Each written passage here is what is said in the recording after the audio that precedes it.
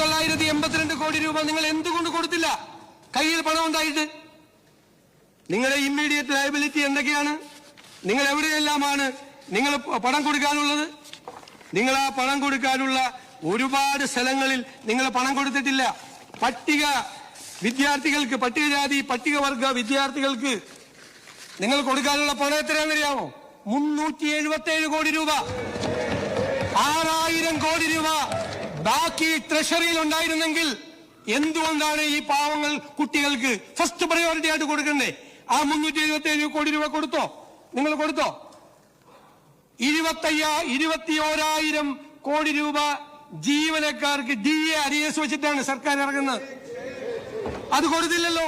എന്നാ 6000 കോടി ബാക്കിയുണ്ട്. ഒരു അരിയസ് കൊടുത്തേക്കാം. തീരുമാനിച്ചില്ലല്ലോ.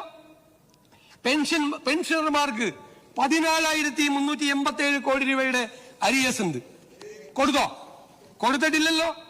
ഞാനിനി അതും പോട്ടെ, അതെല്ലാം പോട്ടെ. ആ സപ്ലൈകോയ്ക്ക് കൊടുക്കാനുണ്ടല്ലോ ഒരു 2,893 കോടി രൂപ.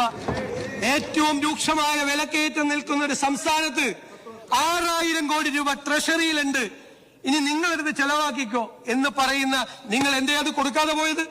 2,893 കോടി രൂപ ഇവിടെ വിലക്കയറ്റം നിയന്ത്രിക്കുന്നതിന്റെ സർക്കാരിന്റെ ഏജൻസിയാണ്, മാർക്കറ്റ് ഇന്റർവെൻഷൻ നടത്തേണ്ട ഏജൻസിയാണ്. നിങ്ങൾ അവർക്ക് കൊടുത്തോ? എന്തിനാണ് ആ മെഡിക്കൽ സർവീസസ് കോർപ്പറേഷന് കൊടുക്കാനുണ്ട് 476 കോടി ഇല്ലേ? ഇവിടെ ടൈപ്പ് 1 ഡയബറ്റീസ് ഉള്ള പാവപ്പെട്ട കുഞ്ഞുങ്ങൾക്ക് ക്വാളിറ്റി ഇല്ലാത്ത മരുന്ന് വിതരണം നടത്തി നല്ല മരുന്ന് കിട്ടാൻ വേണ്ടി ആ കുഞ്ഞുങ്ങളെ കാത്തിരിക്കുക. അവർക്ക് നല്ല മരുന്ന് വിതരണം നടത്താൻ വേണ്ടി നിങ്ങൾക്ക് കൊടുക്കാമായിരുന്നല്ലേ ഈ പൈസ? കൊടുത്തില്ലല്ലോ. കൊടുത്തില്ല. 476 കോടി രൂപയാണ് അവർക്ക് കൊടുക്കാനുള്ളത്.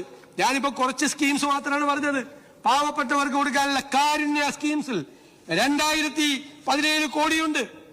നിരവധിയായിട്ടുള്ള ബാധ്യതകൾ. ഇപ്പൊ ഇമ്മീഡിയറ്റ് ലയബിലിറ്റീസ് മാത്രമാണ് ഞാൻ പറഞ്ഞത്.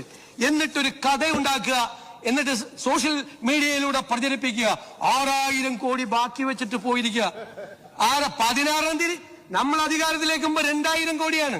ഞാൻ ഇതിനെ കുറിച്ച് എല്ലാ ഡീറ്റെയിൽ ഈ വൈറ്റ് പേപ്പറിൽ എഴുതിയിട്ടുണ്ട്. ട്രഷറി ബാലൻസിനെ കുറിച്ചും ട്രഷറി ബാലൻസിന്റെ സിസ്റ്റത്തെ കുറിച്ചും.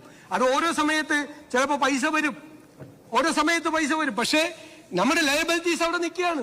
മനസ്സിലായില്ലേ? ലെജിസ്ലേച്ചർ സെക്രട്ടേറിയറ്റിലെ ജീവനക്കാരൻ 50,000 രൂപ പോക്കറ്റിൽ വെച്ചിട്ട് നമ്മളോട് പറയാണ്, കണ്ട ശമ്പളം കംപ്ലീറ്റ് എന്റെ പോക്കറ്റിലുണ്ടെന്ന്. ഭാര്യയോടെ ഒന്ന് പറയാണ്, ഭാര്യയോട് എന്റെ പോക്കറ്റിലുണ്ട്, ഞാൻ ഒരു പൈസ ചെലവാക്കിയിട്ടില്ല. കൊടുക്കാനുള്ള കടക്കാർ വാഴക്ക് നിൽക്കുകയാണ്. വാഴയിൽ തുറന്ന പത്രക്കാരനും പാലുകാരനും പലചരക്ക് കടക്കാരനും ഇറച്ചി മേടിച്ചവരും മീൻ മേടിച്ച കൊണ്ടുവന്ന പാവപ്പെട്ട സ്ത്രീയൊക്കെ പുറത്തു നിൽക്കുകയാണ്. എന്നിട്ട് വാതിലടച്ചിട്ട് അകത്ത് നിന്ന് ഭാര്യയോട് പറയാം, 50,000 രൂപ ഞാൻ അതുപോലെ ഇവിടെ കൊണ്ടുവന്നിട്ടുണ്ടെന്ന് പറയാം. ഇതെല്ലാം നടന്ന് ഞാനത് പെട്ടെന്ന് ആളുകൾക്ക് മനസ്സിലാകാനാ. എന്നോട് ഒരുപാട് പേര് ചോദിക്കുക, സാറിന് നല്ല സുഖമായല്ലോ. ഞാൻ ചെന്തായി അല്ല ധനകാര്യ വകുപ്പല്ലേ? അതെ. ആ പഴയ മന്ത്രി 6,000 കോടി ബാക്കി വെച്ചിട്ടല്ലേ പോയേക്കണത്. അടിച്ചു പൊളിക്കാമല്ലോ. അപ്പൊ അവരോടാണ് എന്നോട് ചോദ്യം ചോദിച്ച അവരോടാണ് ഞാൻ ഈ ഒരു ജീവനക്കാരൻ, ശമ്പളം കിട്ടിയ ജീവനക്കാരന്റെ കഥ പറഞ്ഞത്. ഇപ്പൊ മനസ്സിലായല്ലോ, കാര്യം മനസ്സിലായില്ല. ഇതാണ് സാമ്പത്തിക അവസ്ഥ. സാർ, ഇതിന് മാറ്റമുണ്ടാകണം. സമ്പദ് വ്യവസ്ഥ ഞങ്ങൾ കമ്പയർ ചെയ്തിട്ടുണ്ട്. ബാക്കിയുള്ള സ്റ്റേറ്റിലെ സമ്പദ് വ്യവസ്ഥയുമായിട്ട് ഓരോ ഇൻഡിക്കേറ്റേഴ്സുമായിട്ട് കമ്പയർ ചെയ്ത് വളരെ മോശമാണ് നമ്മുടെ ഇൻട്രസ്റ്റ് റേറ്റ് നമുക്ക് വളരെ കൂടുതലാണ്. ഒരുപാട് കാര്യം കിഫ്ബിയെ കുറിച്ച് പറഞ്ഞിട്ടുണ്ട്.